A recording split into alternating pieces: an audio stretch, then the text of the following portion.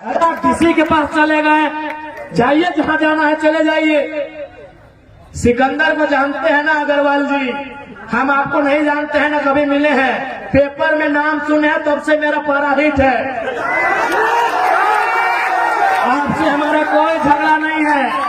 एक तो आटा चक्की पीसते थे राजस्थान से आके, और लोगों को यहाँ झारखंड के मूलवासी, झारखंड के आदिवासी पे जुल्म करिएगा, केस करिएगा, तो याद रखिएगा आने वाला दिन जब काउंटर होगा ना, कोई डीसीएस भी साथ नहीं देने वाला।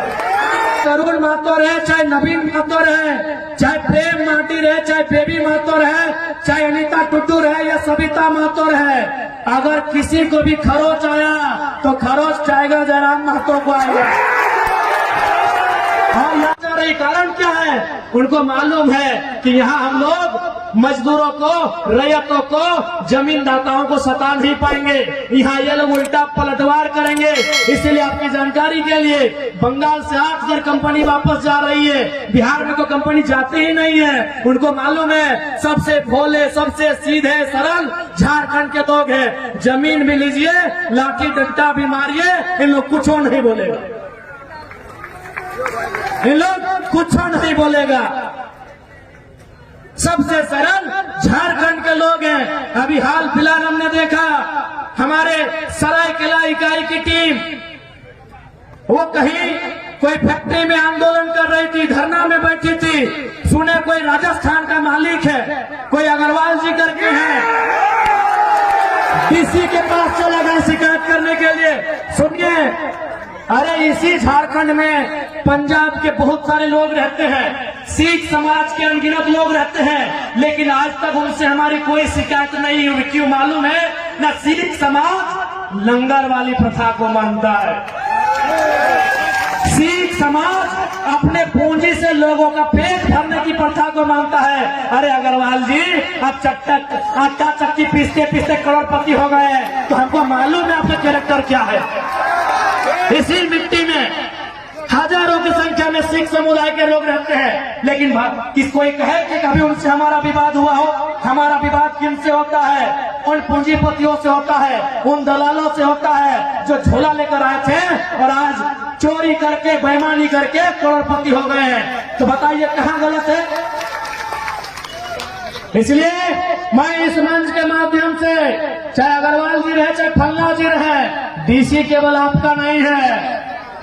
ये जो डीसी के पास अब एप्लीकेशन लेके चल गए ना, और याद रखिएगा, चाहे तरुण महतो रहे, चाहे नवीन महतो रहे, चाहे प्रेम माटी रहे, चाहे बेबी महतो रहे, चाहे अनीता टुड्डू रहे या सविता महतो रहे, अगर किसी को भी खरोच आया तो खरोच टाइगर जयराम महतो को आएगा।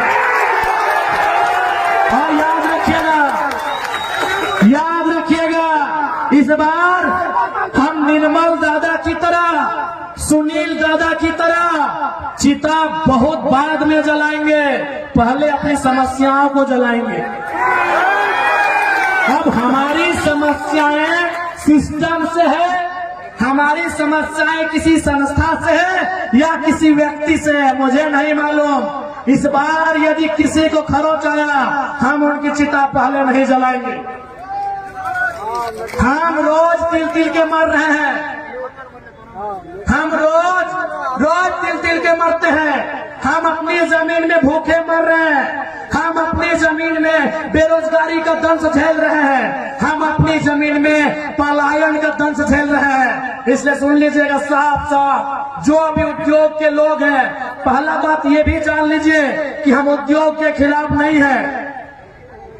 जितनी भी कंपनी फैक्ट्री के संचालन करता है, हम कोई कंपनी फैक्ट्री के खिलाफ नहीं है। हम देश के प्रधानमंत्री, वर्तमान प्रधानमंत्री नरेंद्र मोदी के चमत्कारिक मंदिर, ईश्वर देवी देवताओं के मंदिर की तुलना में देश के पहले प्रधानमंत्री पंडित जवाहरलाल नेहरू के आधुनिक मंदिरों के पक्ष में है।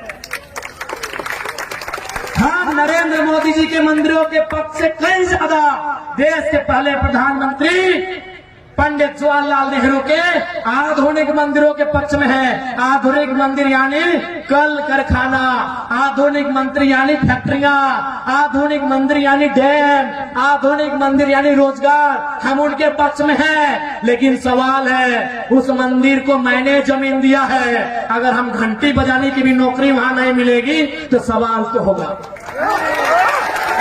सवाल तो होगा। बिल्कुल हम आधुनिक मंदिर के पक्ष में है।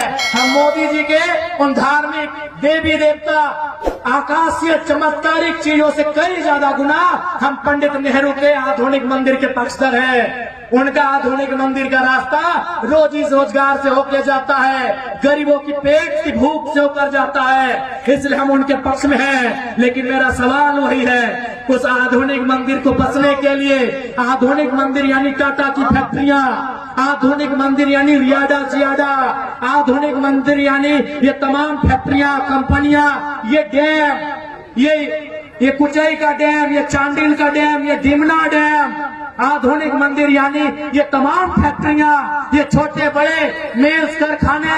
लेकिन सवाल यही कि आधुनिक मंदिर, ये फैक्ट्रियां हमारी जमीनों पर है, और यदि हमें वहां रोजगार नहीं मिलेगा तो सवाल भी होगा, और समय के साथ झारखंड की मिट्टी में उलगुलान भी होगा, बवाल भी होगा, और कोई नहीं बचा पाएगा। अगर किसी के पास चले गए, जाइए जहां जाना है चले जाइए। सिकंदर को जानते हैं ना अग्रवाल जी, हम आपको नहीं जानते हैं ना कभी मिले हैं, पेपर में नाम सुने हैं तब से मेरा पारा हिट है। आपसे हमारा कोई झगड़ा नहीं है। एक तो आटा चक्की पीसते थे राजस्थान से आके, और लोगों को यहाँ झारखंड के मूलवासी, झारखंड के आदिवासी पे जुल्म करिएगा, केस करिएगा, तो याद रखिएगा आने वाला दिन जब काउंटर होगा ना, कोई डीसीएस भी साथ नहीं देने वाला। बिल्कुल मेरा अगर बयान आप तक पहुंच जाए तो आप आज शाम को सिकंदर के बारे पढ़िएगा। वो सिकंदर जिसके बारे में कहा जाता है जो जीता वही सिकंदर, वो सिकंदर जो यूनान के मकदूनिया का था, जिसने पूरी दुनिया को जीतने का सपना सजाया था, जिसने भारत के बहुत कुछ हिस्सों को जीत भी लिया था। लेकिन याद रखिएगा, जब वो खाली हाथ लौट के इस दुनिया से जा रहा था, जब वो मात्र 33 साल की उम्र में मरने वाला था, उसके ठीक पहले उसने अपने तमाम मंत्रियों को बुलाकर कहा था कि जब मैं मर जाऊं ना तो 3 काम करना, मेरा जब जनाजा निकले तो मेरे दोनों हाथ बाहर कर देना।